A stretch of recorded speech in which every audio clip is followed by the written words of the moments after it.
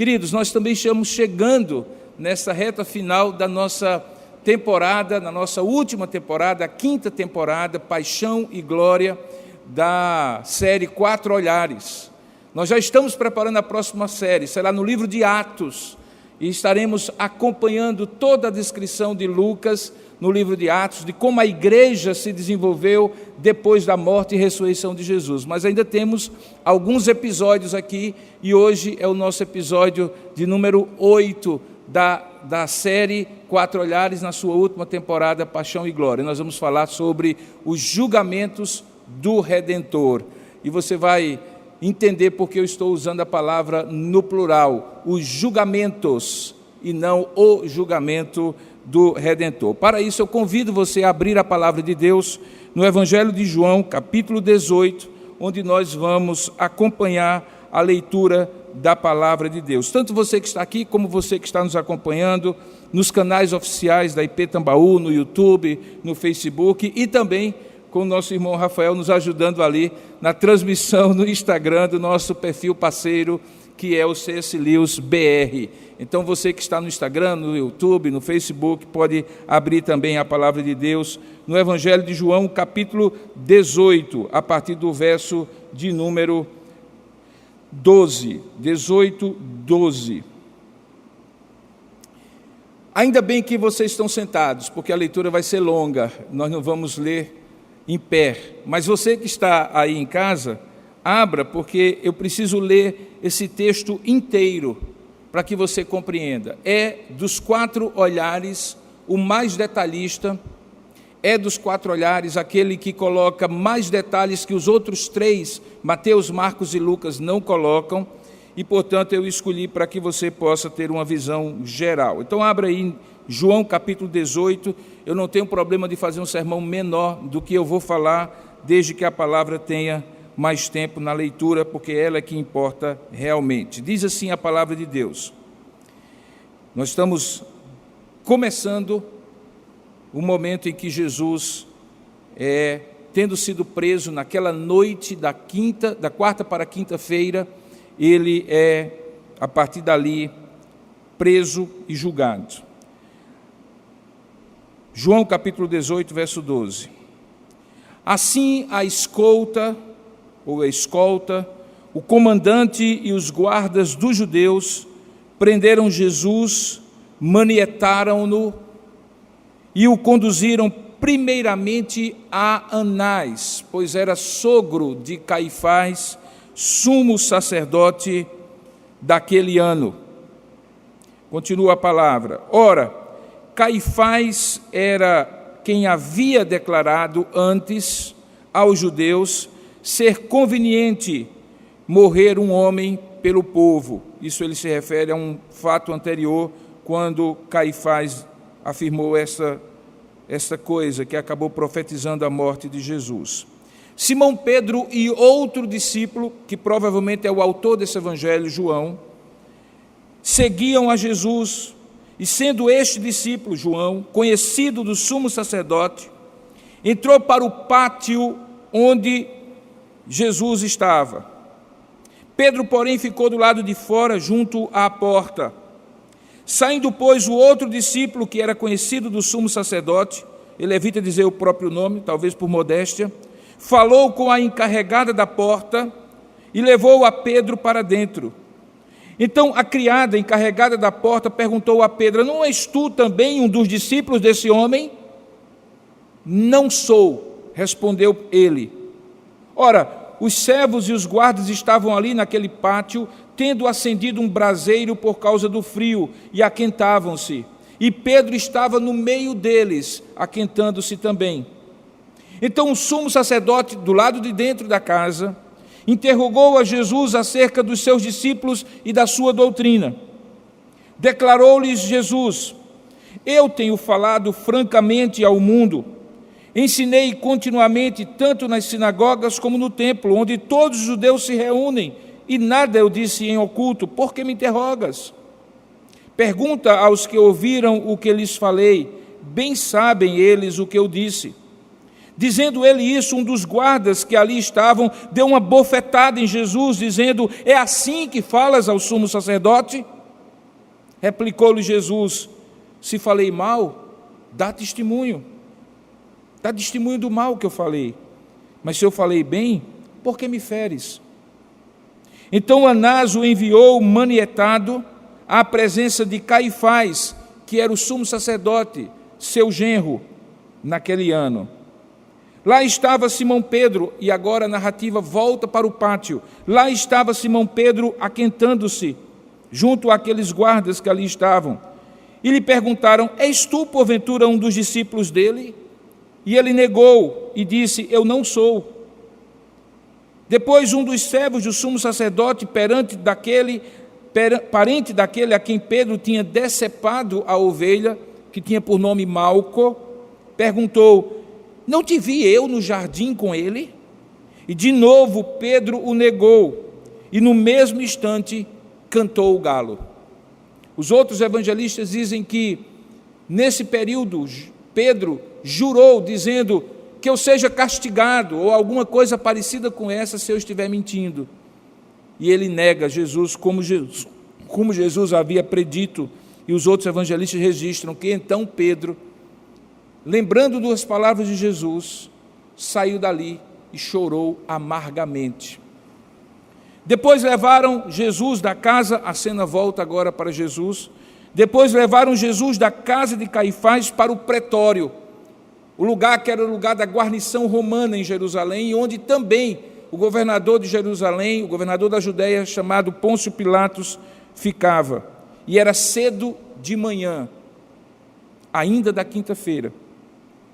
Eles não entraram no pretório para não se contaminarem e poderem comer a Páscoa, porque era um lugar romano e judeus não podiam entrar no lugar romano e depois, menos de 7 dias depois, celebrar a Páscoa a partir das 6 horas da noite.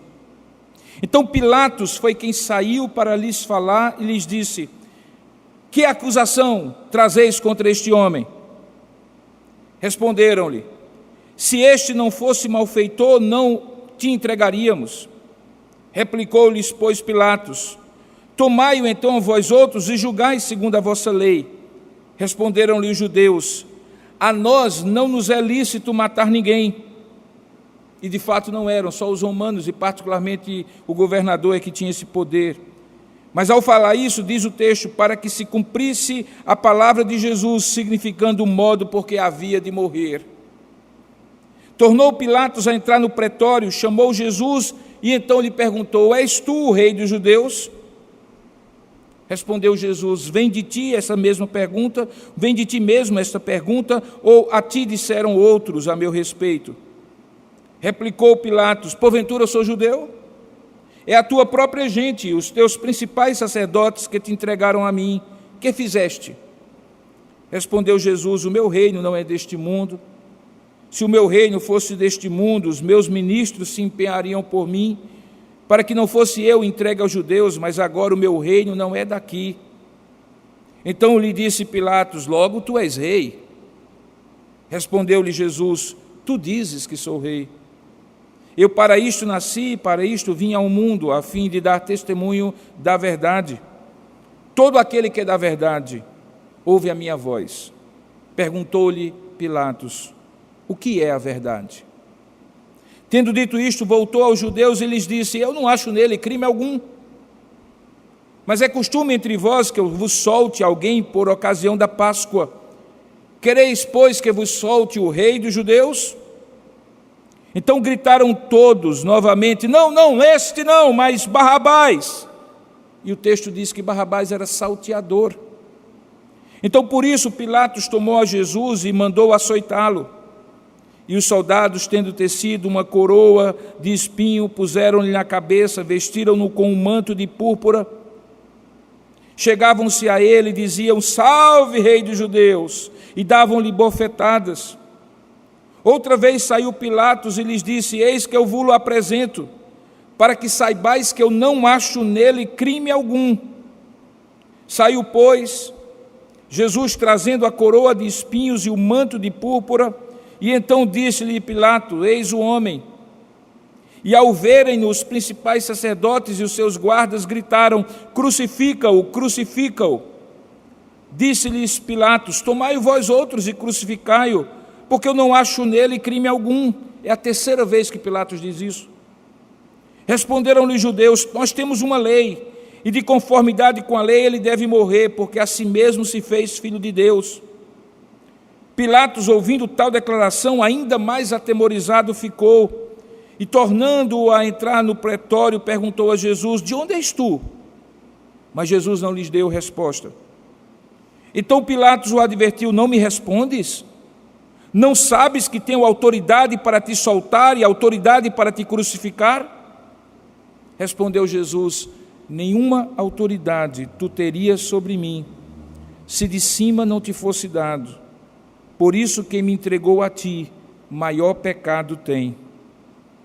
A partir deste momento, Pilatos procurava soltá-lo, mas os judeus clamavam: se soltas a este, não és amigo de César, pois todo aquele que se faz rei é contra César. Ouvindo Pilatos essas palavras, trouxe Jesus para fora, sentou-se no tribunal, no lugar chamado Pavimento, que no hebraico é Gabatá, e era a parasceve pascal, cerca da hora sexta, e disse aos judeus: eis aqui o vosso rei. Eles, porém, clamavam: fora, fora, crucifica-o. E disse-lhe Pilatos: hei de crucificar o vosso rei? Responderam os principais sacerdotes: não temos rei, senão César. E então Pilatos o entregou para ser crucificado. Que Deus abençoe a sua palavra lida. Amém. Curva a sua cabeça por um instante e feche os seus olhos. Nós vamos orar nesse momento e pedir a Deus a sua bênção, para que possamos ouvir a voz do Senhor na pregação da palavra de Deus. Ó Deus amado e querido Pai, diante do Senhor nós nos prostramos agora, novamente, ó Deus, impactados pela narrativa da Tua palavra, que nos descreve como o Teu Filho, de modo inocente, completamente inocente, foi injustamente condenado à morte. Como aqueles homens, ó Deus, movidos por inveja, por ambição, despeito e principalmente pela injustiça de não se submeterem à verdade, acusaram-no. E como aquele outro homem, de modo omisso, não foi capaz de inocentá-lo, embora tivesse o poder de fazê-lo. No entanto, Pai, nada disso nós lamentamos, embora olhemos para o sacrifício do nosso Senhor e sejamos de coração, ó Deus, tocados por tão grande expressão de amor e abnegação. Sabemos que nada disso ocorreu sem o Teu propósito, que comandava todas as forças, todas as vozes, todos os gestos, todas as palavras que aconteceram ali. Eles aparentemente fizeram a vontade deles, mas Tu realizaste o Teu propósito. E por isso, diante de Ti, nós oramos que essa verdade possa ser novamente ministrada ao nosso coração nesta manhã, de tal maneira que possamos compreender as implicações, os detalhes, e de como o Senhor cumpre o Teu propósito na morte do nosso Senhor e Salvador Jesus Cristo. Fala ao nosso coração, para que não tenhamos, ó Deus, apenas como uma narrativa histórica, mas como a maior expressão do amor de Deus, no julgamento mais injusto que a história já conheceu. É assim que nós oramos e agradecemos em nome e para a glória de Jesus. Amém, Senhor. Queridos, nesses tempos nós temos sido apresentados a uma expressão chamada segurança jurídica. Há juristas aqui, então eu não vou tentar falar daquilo que eu não domino. Mas pesquisando um pouco, eu descobri que o princípio da segurança jurídica que nós ouvimos falar quando decisões meio confusas são tomadas por autoridades judiciais, é também conhecido como o princípio da confiança legítima, ou da proteção da confiança. é um dos subprincípios básicos daquilo que se chama de Estado de Direito, quando o direito, a justiça, a lei reina e não a vontade das pessoas de maneira caótica. Em todo sistema constitucional como é o nosso, é um dos princípios de direito mais importantes. Ele tem por objetivo estabelecer um mínimo de estabilidade daquelas relações sociais e jurídicas que já foram consolidadas e consignadas pelas leis. É uma evolução do direito ao longo da história e um princípio que tem diversas aplicações, como, por exemplo, o direito ou a proteção ao direito adquirido, de modo que aquilo que você tem direito e lhe foi adquirido e lhe foi garantido não possa ser tirado, que garante o ato jurídico perfeito, tanto do ponto de vista formal como do ponto de vista material e também conceitual, e a coisa julgada dentro do devido processo legal. Na nossa Constituição Federal de 1988, o inciso 55 define que aos litigantes em processo judicial ou administrativo e aos acusados em geral são assegurados 3 direitos: o contraditório e ampla defesa, com os meios e recursos a ela inerentes. Certamente o julgamento de Jesus não obedeceu a nenhum desses princípios e acabou estabelecendo um certo caos jurídico, porque a história mostra que nos dias ou semanas ou meses e anos posteriores, essa própria corte judaica e também o governador romano teve que julgar casos semelhantes ao de Jesus, e de maneira muito clara, pela história, se demonstra que eles não conseguiram assegurar isso que nós chamamos de segurança jurídica. O julgamento de Jesus, ou os julgamentos de Jesus, têm sido escrutinados por juristas antigos e juristas modernos, especialistas tanto no direito judaico como no direito romano, e tem sido demonstrado inúmeras falhas processuais, falta de isenção, motivações que passavam longe do objetivo de se buscar a verdadeira justiça. Há julgadores aqui que deveriam se declarar suspeitos e não fazem.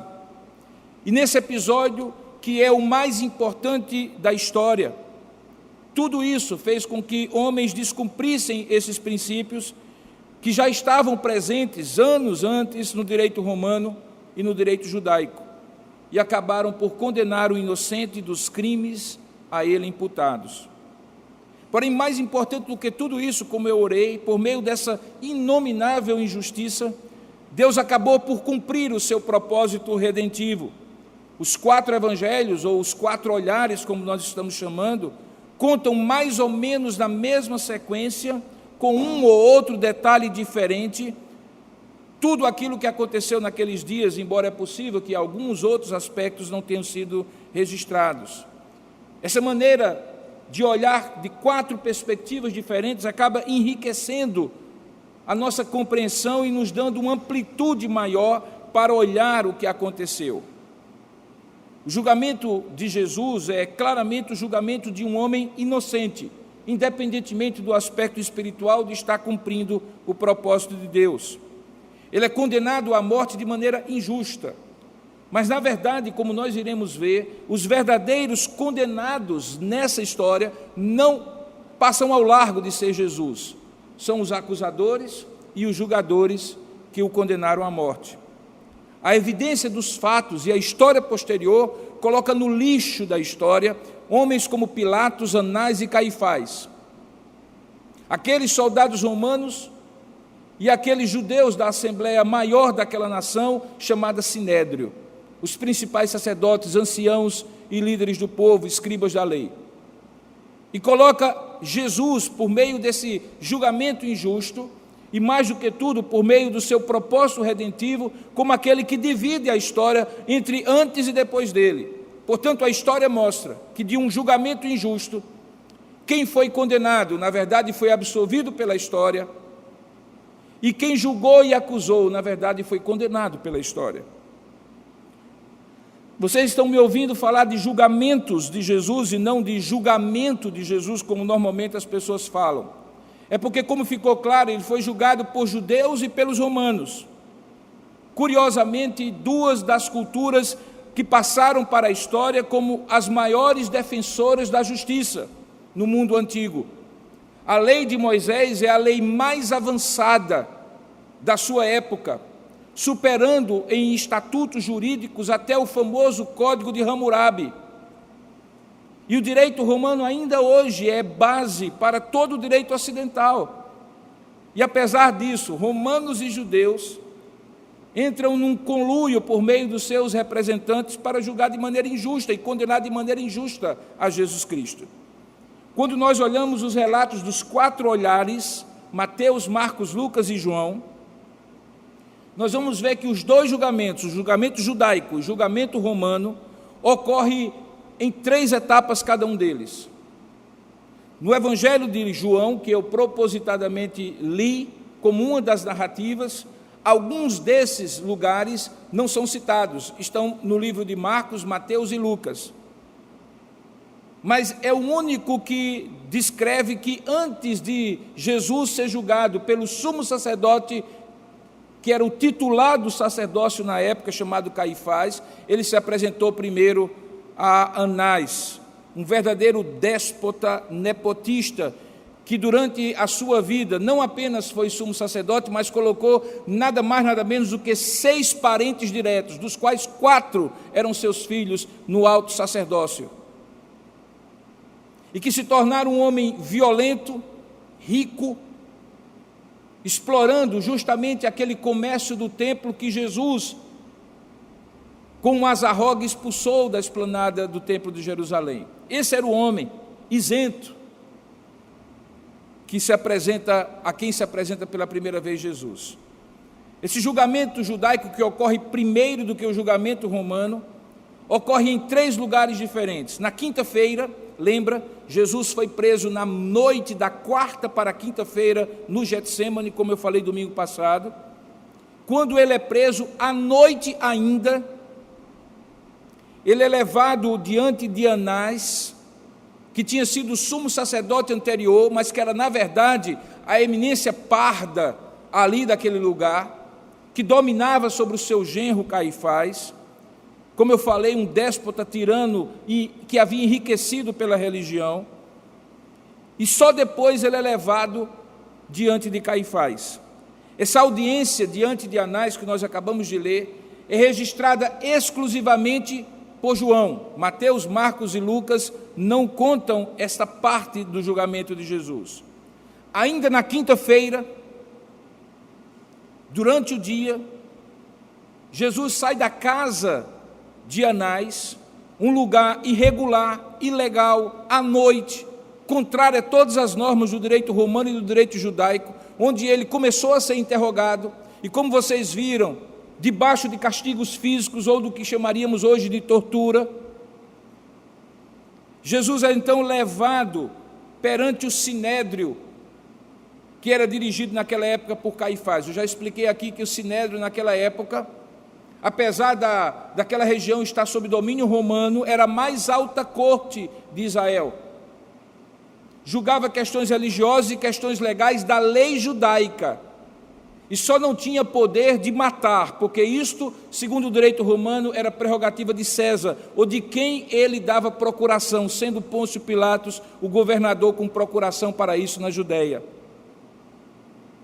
Nessa segunda audiência, ainda na quinta-feira, durante o dia, a primeira foi à noite, Jesus se apresenta diante de Caifás, que tenta levá-lo a uma autoincriminação, como nós vamos ver daqui a pouco. Isso ocorre no interior da sua casa. Novamente, uma sessão ilegal, fora da corte, possivelmente para que Jesus não tivesse o direito à defesa. Um terceiro momento acontece na sessão matinal da própria sexta-feira, quando Jesus seria crucificado, aí sim, diante do sinédrio. O julgamento romano, por sua vez, também ocorre em 3 partes. Primeiramente, perante Pilatos, Depois, perante Herodes Antipas, um dos 4 filhos de Herodes o Grande, que já havia morrido e que tinha sido o Herodes do nascimento de Jesus, aquele que mandou matar crianças de 2 anos para baixo. Agora Herodes Antipas era o governador, o rei, entre outras palavras, da parte de Herodes o Grande, o seu pai, para a região da Judéia, Traconites e Decápolis. Essa parte do julgamento perante Herodes é narrada apenas por Lucas. E lá o texto diz que o que Pilatos quis fazer depois da primeira audiência, quando Jesus se apresenta a ele e o manda para Herodes, era porque Herodes e Pilatos eram 2 inimigos. É bom vocês compreenderem, Pilatos representava o Império Romano, era aquele que veio de fora, quando os romanos dominaram depois dos gregos a região de Israel. Enquanto que Herodes era aqueles famosos descendentes dos reis idumeus, que dominaram sobre Israel durante um tempo. Portanto, naquele momento, com muita confusão jurídica, você tem um tribunal judaico, um tribunal romano dirigido pelo procurador, governador de Roma, e a interferência de um rei, que não era rei, mas que de fato dominava sobre aquele povo, que era Herodes. Não como o grande Herodes, mas como um dos seus filhos, Herodes Antipas. O texto de Lucas diz que quando Pilatos manda Jesus para Herodes, Herodes diz que havia muito tempo que gostaria de conhecer Jesus, mas Jesus não se pronuncia. É o único julgamento em que Jesus não fala nada. A única sessão do julgamento romano em que Jesus não fala nada. E muitos comentaristas dizem que ele não fala nada, porque como rei dos judeus, ele não tinha satisfação e não iria se submeter ao julgamento de um rei ilegítimo, que era Herodes Antipas. Depois ele volta para Pilatos, quando ocorre todas essas narrativas, e por 4 vezes Pôncio Pilatos teve a oportunidade de salvar a vida de Jesus e reconheceu diante da turba, da multidão, que não havia crime nenhum que ele pudesse ser acusado, e ele, de maneira omissa, com o gesto que ficou para a história de lavar as mãos e ser omisso, acabou por condenar Jesus. Então perceba que tudo isso acontece na madrugada da 4ª para a 5ª-feira, durante todo o dia da 5ª-feira e na manhã da 6ª-feira. Como nós vamos ver à noite, Jesus é crucificado por volta do meio-dia dessa 6ª-feira. O seu corpo é retirado até às 6 horas, porque começaria a Páscoa, e ele não poderia ficar exposto na Páscoa. Mas até o meio-dia, o próximo disso, esse julgamento de um caso muito complexo, por 2 cortes diferentes, por 2 jurisprudências e sistemas legais diferentes, demora apenas 24 horas. Essa, inclusive, é uma das razões porque muitos dizem que esse julgamento foi historicamente, juridicamente, completamente ilegal, inclusive porque no direito romano, a prolatação da sentença, depois da condenação, ficar provado que aquele sujeito é culpado de determinado crime, não podia ser feito no mesmo dia, justamente para dar ao juiz aquela frieza de analisar o crime cometido e as provas e estabelecer, formando o seu juízo de valor, que sentença aquela pessoa deveria cumprir. Algo que inclusive hoje acontece em grande parte dos sistemas jurídicos mundiais, em que você é condenado, mas a sentença definitiva só vem a ser prolatada depois, quando há dosimetria da pena e todas as atenuantes e agravantes são levadas em conta. O que nós descobrimos nesse julgamento de Jesus é que, como eu falei, essa história dos julgamentos de Jesus demonstra que quem foi julgado, na verdade, além de ser inocente e ter sido condenado injustamente, na verdade, pela história, foi colocado na posição muito mais superior daqueles que acusaram e julgaram. Quem são os grandes personagens dessa narrativa? Inclusive um que não se encontra no Evangelho de João, o seu nome nesse momento, mas nos outros 3. Primeiramente, Pedro e Judas. Pedro e Judas são 2 histórias secundárias que vão sendo contadas enquanto a história principal de Jesus é narrada.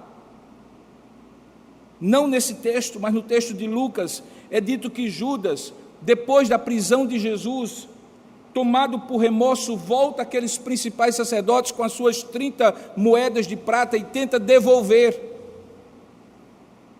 A Bíblia registra claramente que o que Judas tinha no coração não era arrependimento, era remorso. E a diferença de arrependimento e de remorso é muito parecida com a diferença entre vergonha e culpa. É muito diferente daquela diferença entre você ter consciência de que é culpado e não procurar uma justiça própria, se punindo ou arranjando desculpas de outros, e você reconhecer a culpa e solicitar a graça e o favor de Deus. Para fazer um contraste, você encontra Judas traindo, Pedro negando. Certamente crimes diferentes na gravidade, pecados diferentes na gravidade, mas ambos uma traição ao Senhor, seja pela negação, seja pela entrega de Jesus aos seus acusadores. Mas você vai perceber com o passar do tempo, quando você analisa a história de Pedro e a história de Judas, que justamente porque Judas foi tomado pelo remorso e tentou desfazer o ato que não era mais possível de ser desfeito, quando aqueles homens jogam as 30 moedas aos seus pés e depois utilizam aquelas 30 moedas para comprar um cemitério para visitantes ou forasteiros não judeus que morressem em Jerusalém, porque nem isso eles poderiam usar aquela moeda para comprar alguma coisa ou usar no templo, porque, como eles mesmos disseram, era moeda de sangue, era dinheiro de sangue. Judas sai da presença do sinédrio, procura um lugar e se enforca num ato de autopunição típico da justiça própria. E por que típico da justiça própria? Porque tenta consertar o erro com a sua própria ação. Frequentemente, pessoas que são tomadas pelo remorso e não pela culpa e arrependimento, tentam transferir culpa para outros, ou então punir a própria culpa, não se perdoando nunca e não permitindo ser perdoadas por Deus. E foi isso que aconteceu com Judas. Ele se suicida, enforcando-se, e se torna um homem que passa para a história como o traidor do Salvador. Por outro lado, quando você olha Pedro, você vê Pedro negando Jesus diante das criadas da casa do sumo sacerdote, blasfemando e amaldiçoando a si mesmo, dizendo que caísse sobre ele, que Deus o castigasse, ou algo parecido. Esse é o significado do termo, quando ele diz que Judas jurou contra si mesmo. Mas ele se arrepende em algum momento no futuro, quando Jesus já ressuscitado, vai na direção dele, no mar da Galileia, e pergunta: Pedro, tu me amas? E por 3 vezes, Pedro responde, e naquela ocasião, Pedro é restaurado. A diferença, portanto, de Pedro e de Judas, não está nem tanto na diferença do pecado, mas na atitude diante do pecado. E é curioso que é o julgamento de Jesus que salienta essas duas atitudes diferentes, que nós podemos ser tentados a tomar de um lado ou do outro, quando nós também cometemos os nossos pecados diante de Deus. De nos penitenciarmos, nos punirmos, não nos perdoarmos, ou transferirmos a culpa para outro para ter que lidar com a vergonha de não ter que admitir diante de Deus, diante dos outros, que pecamos. Essa é a atitude de Judas. Não há salvação nem redenção para quem age assim. Porque se é verdade que aquele que encobre as suas transgressões jamais prosperará, também é verdade que aquele que as confessa e deixa alcançará misericórdia. Judas preferiu se punir do que receber a graça de Deus. Por outro lado, Pedro, que também cometeu esse crime, esse pecado inominável diante de Deus, quando é confrontado na sua culpa por Jesus Cristo, é restaurado e se torna um dos principais apóstolos, aquele homem que domina a história em Atos, do capítulo 1 até o capítulo 8, como nós veremos, ou até o capítulo 10, para ser mais exato. É curioso que justamente o julgamento de Jesus, enquanto conta essas histórias paralelas, enquanto está narrando o veio principal da narrativa, acaba salientando essas duas narrativas. No julgamento de Jesus, nós também aprendemos a não ser como Judas, a ser como Pedro, quando nós pecamos diante de Deus. Essa história principal também salienta o papel dos julgadores e dos condenadores de Jesus. O Sinédrio tinha a lei de Moisés diante dos seus olhos. Parte do Sinédrio, formado por judeus, fariseus e saduceus, eram escribas da lei. Aqueles homens que transcreviam a lei, as cópias da lei, para serem lidas nas sinagogas. E que eram tão rígidos, que faziam um trabalho tão meticuloso, que eles não podiam fazer uma cópia sozinhos.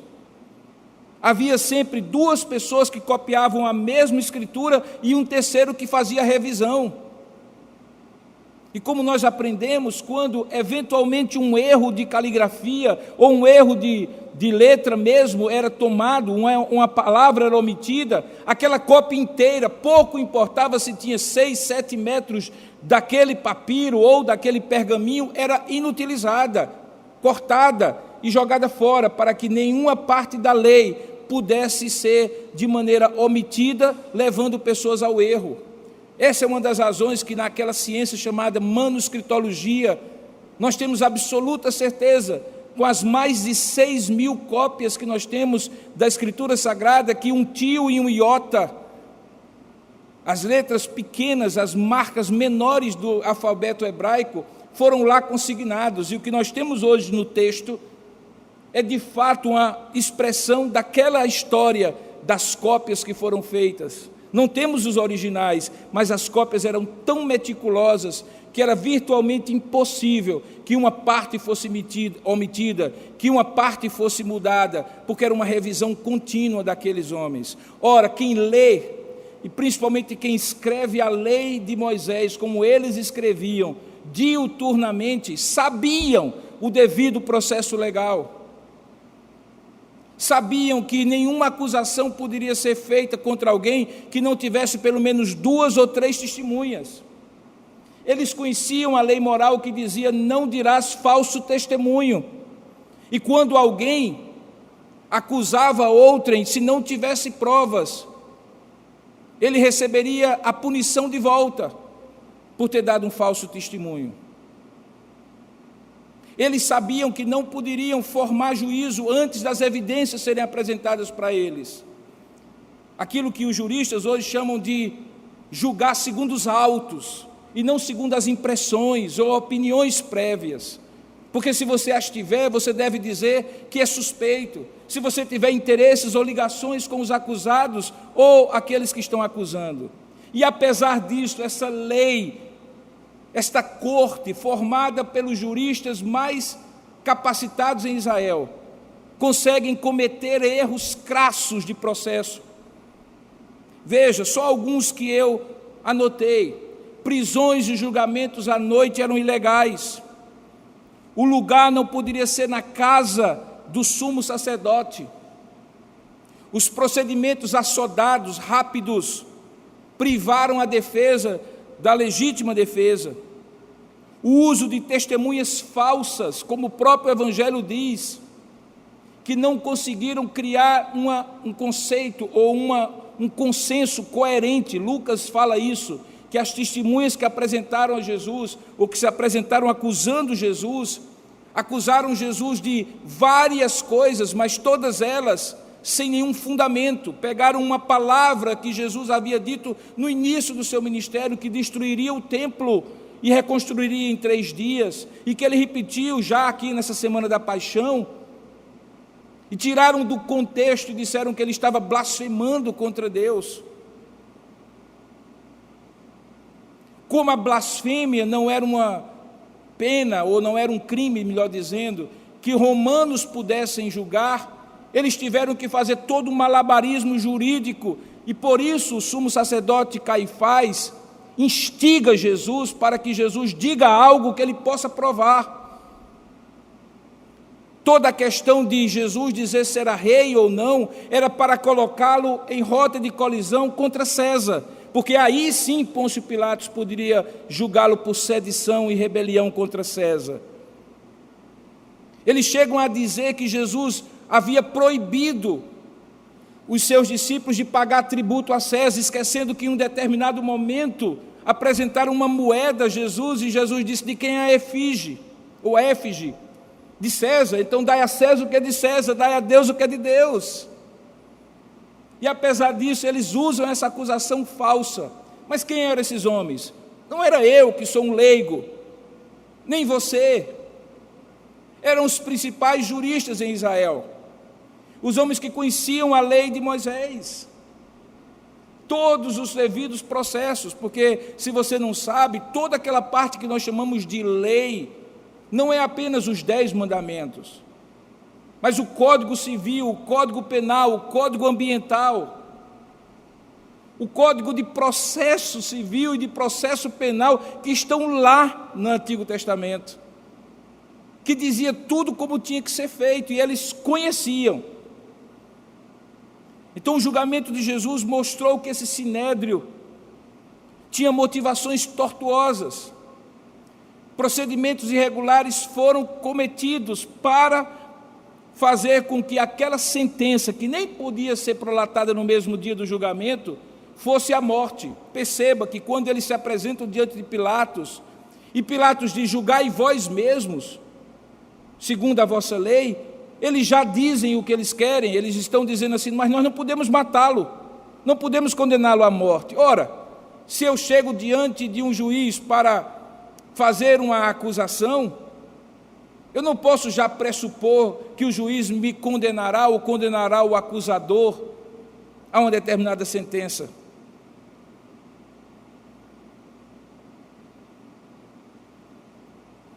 Fica claro então que o sinédrio estava movido, como nós vimos em sermões anteriores, por motivações completamente diferentes. Jesus implicava para eles numa denúncia tácita, clara, de como aquela religião tinha se afastado dos princípios de Deus, como aquele sumo sacerdote era um hipócrita que tinha deturpado e desvirtuado a religião judaica, que se mantinha no poder por corrupção, por ambição ao dinheiro, que tinha colocado 4 parentes dele e mais o genro para sucedê-lo quando ele foi afastado pelos romanos da função, como a história mostra. Ficou claro que quando Jesus expulsa aqueles vendilhões do templo, ele corta o sustento de toda aquela casta sacerdotal que Jesus chamara de raça de víboras, de sepulcros caiados. Jesus estava literalmente contra aquele sistema, denunciando com as suas palavras, falando de um reino que era diferente, em que ele era o rei e dominaria no coração dos homens, e não por leis injustas.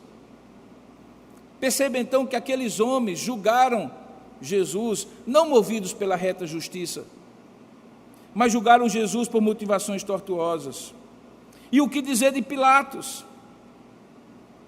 O homem que foi procurador, governador romano do ano de 26 a 36 depois de Cristo, 10 anos, e que passou pela história como um sujeito que sempre fazia acordos políticos para que não houvesse nenhuma rebelião no seu território, porque ele sabia que se houvesse alguma rebelião no seu território, as tropas romanas viriam do império, da capital do império, o destituiriam por incompetência para conter as revoltas e tomariam o lugar dele. Ele era, portanto, aquele político esperto que fazia acordos com Deus e com o diabo, quer dizer, mais com o diabo do que com Deus.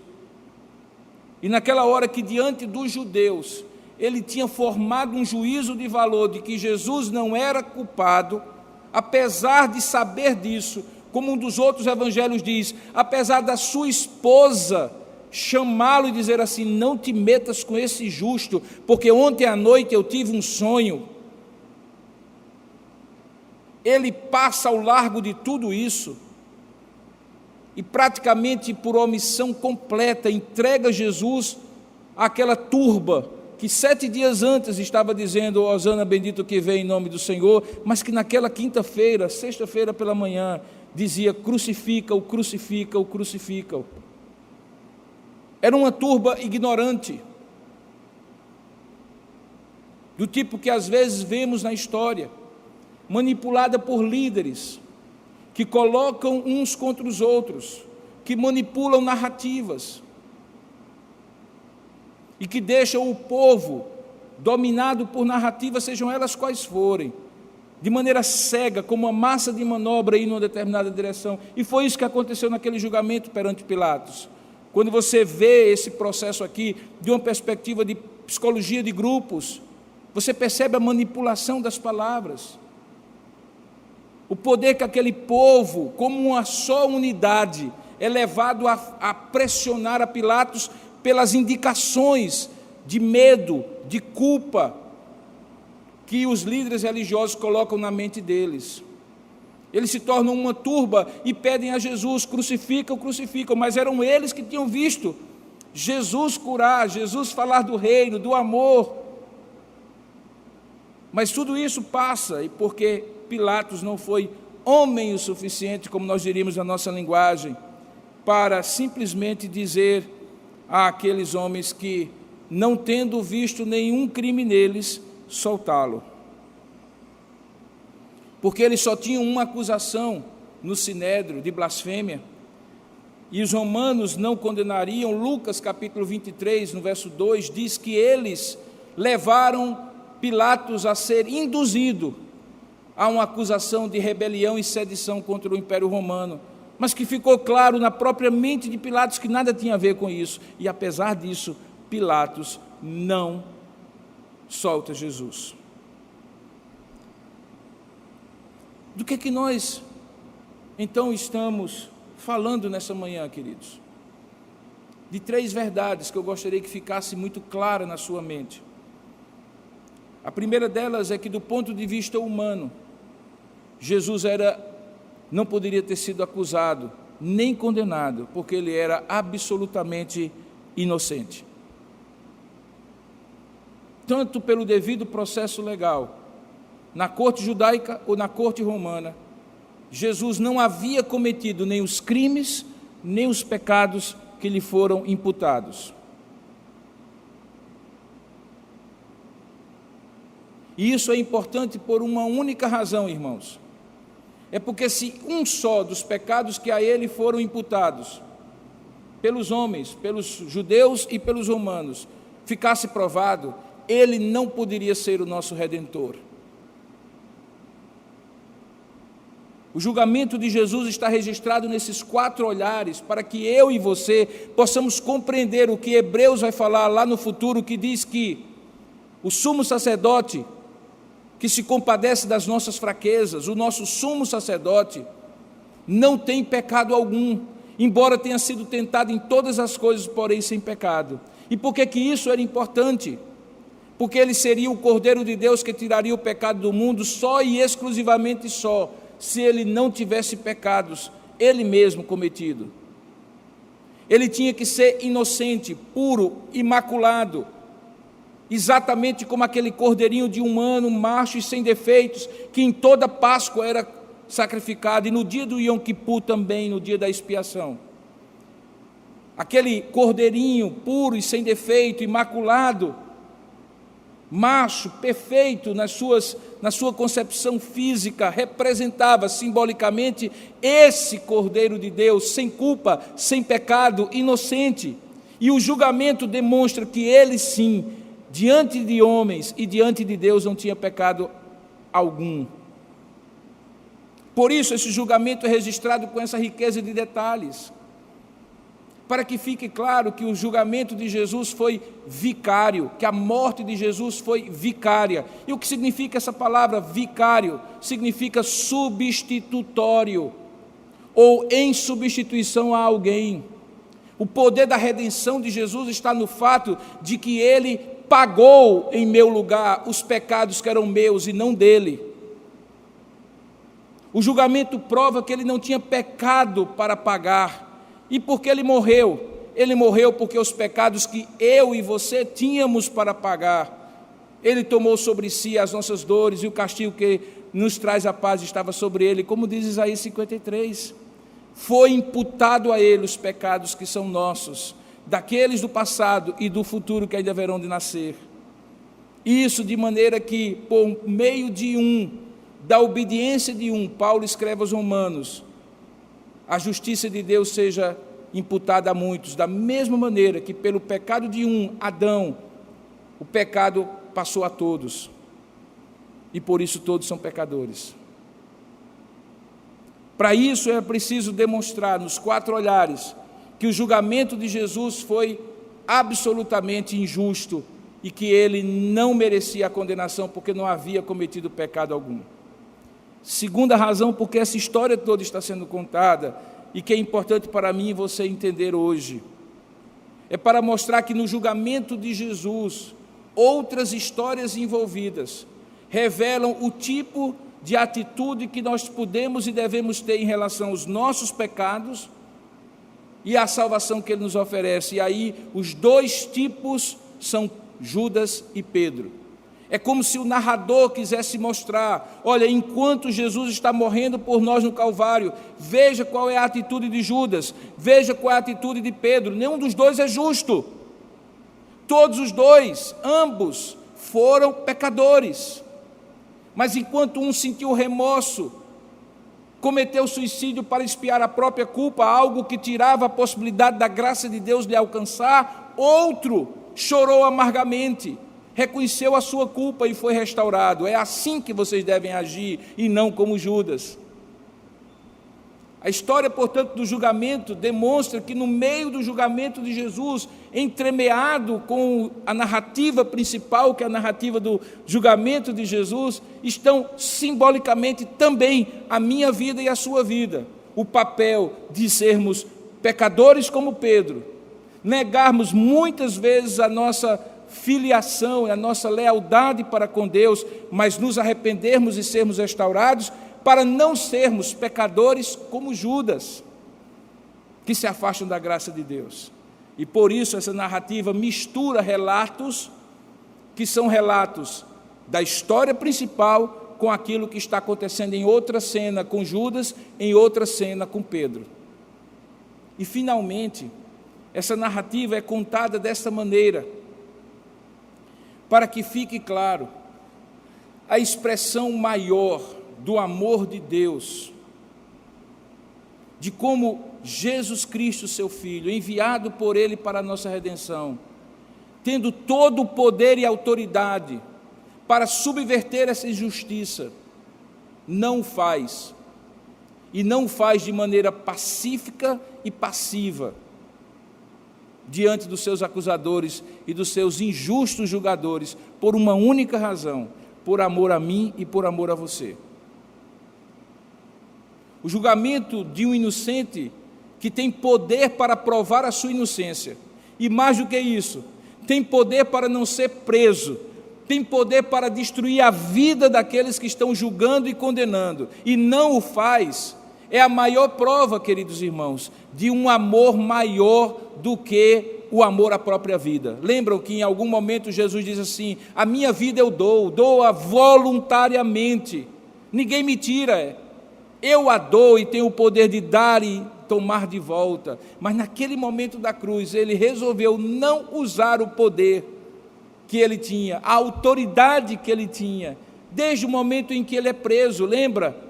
Pedro pega a espada, corta a orelha de Malco, servo do sumo sacerdote, e ele olha para Pedro e diz: Pedro, não teria eu poder de convocar legiões de anjos para me proteger? No momento em que Pilatos diz a ele: o senhor não sabe que eu tenho autoridade para lhe soltar e para também levá-lo à cruz? Ele diz: nenhuma autoridade tu terias se do alto não te fosse dado. E ali estava a autoridade que dava o poder às autoridades delegadas que estavam para julgá-lo. Você consegue compreender isso? A autoridade suprema do universo, que havia dado autoridade a Pilatos, a Herodes, a aqueles homens do Sinédrio, embora não se justificasse as atitudes ilegítimas deles, tinha poder de tirar aquela autoridade, de julgar aquela autoridade, de condenar aquela autoridade. Mas aquela autoridade suprema se submete àquelas autoridades ilegítimas e injustas para cumprir um propósito de salvar a minha e a sua vida também. Eu não sei você, mas se tem uma coisa que ainda hoje mexe no meu coração, é o senso de injustiça quando eu vejo. Não deveria mexer tanto quando a injustiça é cometida contra mim, porque mostra que quando eu me rebelo contra a injustiça feita contra mim, eu ainda estou muito mais preocupado com a minha justiça do que com a verdade que Deus conhece acima de tudo e acima de todos. Mas mesmo quando eu sinto a injustiça que alguém comete contra outrem, que você vê isso na sociedade, que você vê isso na sua família, na sua vizinhança, qual a reação que você tem? É de revoltar-se contra a injustiça, é de querer estabelecer a verdade, de querer punir somente quem é culpado e inocentar quem é inocente. Mas eis aqui o Deus que é justo perfeitamente. Você é justo de maneira imperfeita, o seu senso de justiça é imperfeito.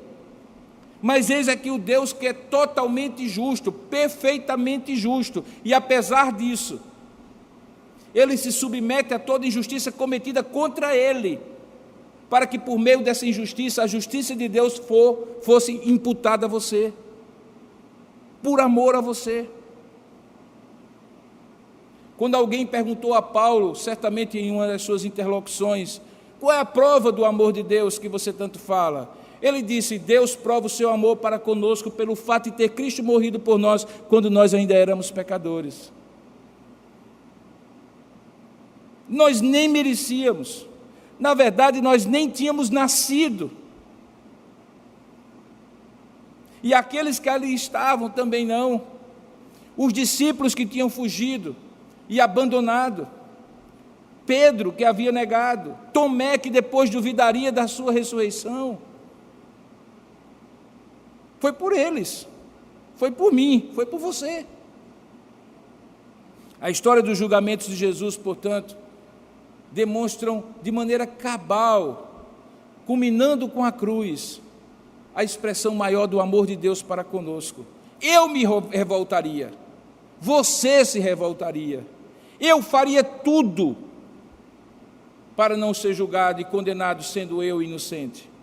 Jesus não fez nada, como ovelha muda perante os teus tosqueadores. Essa é a metáfora que Isaías usa em 53 de sua profecia. Uma ovelha muda, calada, silente, que se submete aos seus tosqueadores. E Ele o fez por amor a nós. O julgamento de Jesus é parte da prova maior de quão gracioso e amoroso Ele é com cada um de nós.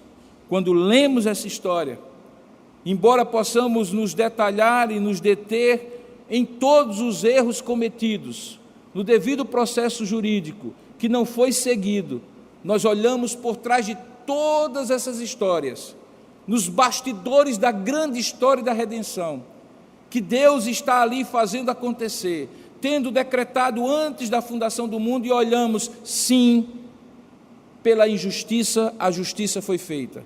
Pela injustiça a Jesus, a justiça a mim e a você foi feita. Justiça graciosa, imerecida.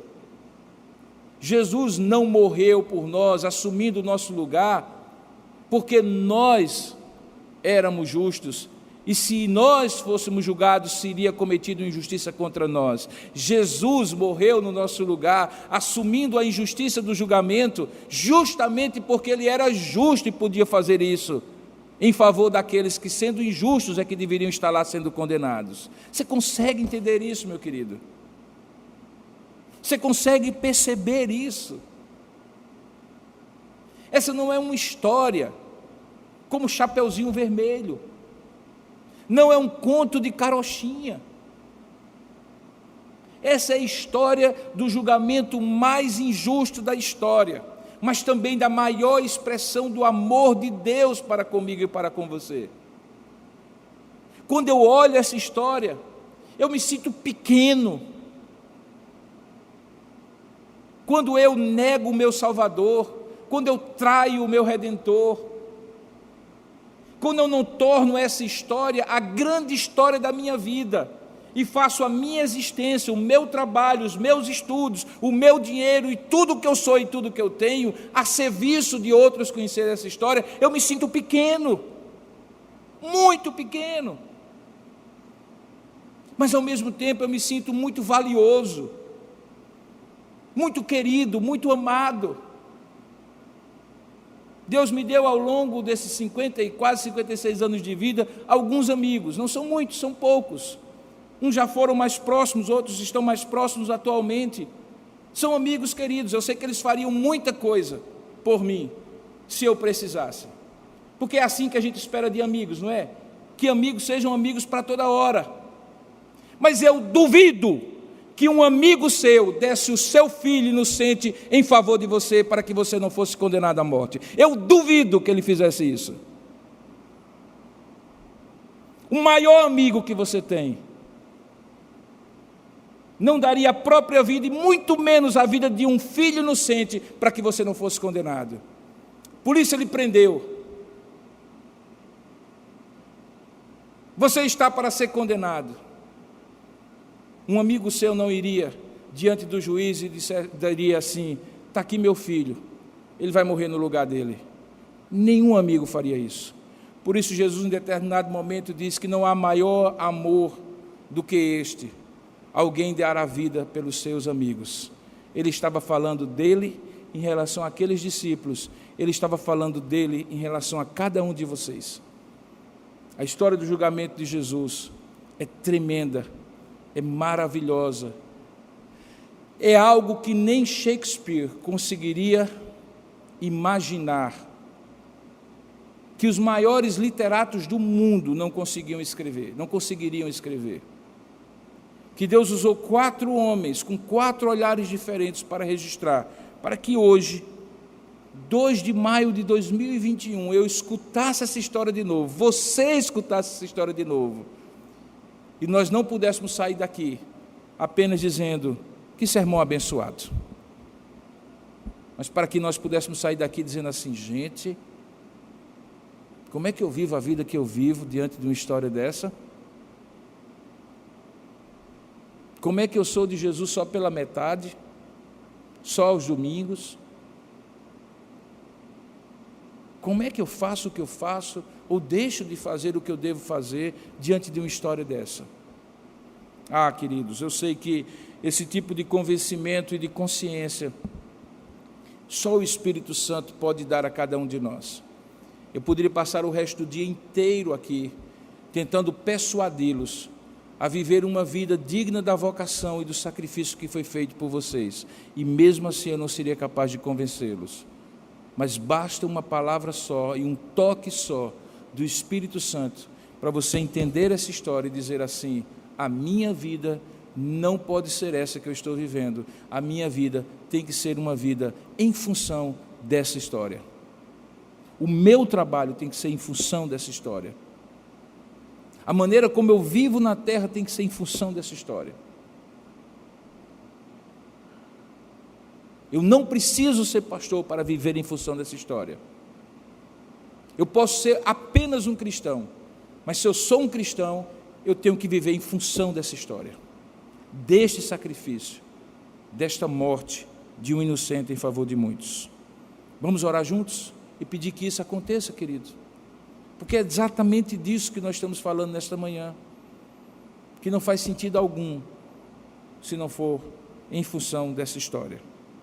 Ó Deus amado e querido Pai, nesta hora em que nos apresentamos diante de Ti, nós rogamos a Tua bênção para cada um de nós, e rogamos, ó Pai, que o Senhor nos ajude pelo Teu Espírito a, compreendendo esta palavra, viver em função desta história, em função deste sacrifício, em função deste amor de Deus revelado no Calvário. Ajuda-nos, ó Pai. Toca o nosso coração para que não sejamos, quando erramos, como Judas, mas como Pedro, que mesmo tendo negado, foi tocado pelo arrependimento que o Teu Espírito provocou por meio das palavras do Senhor Jesus, e voltou-se para Ti, consagrando-se completamente a Ti. Abençoa cada um de nós que está aqui, cada um de nós que está participando deste culto nas suas casas. E haverá de participar no tempo devido, quando o Senhor quiser falar para cada um sobre a história dos julgamentos de Jesus. Nos ajuda, Senhor, a compreendendo viver em função dessa história. É isso que nós te oramos, é isso que nós te agradecemos, em nome e para a glória de Jesus Cristo, nosso Senhor. Amém e amém.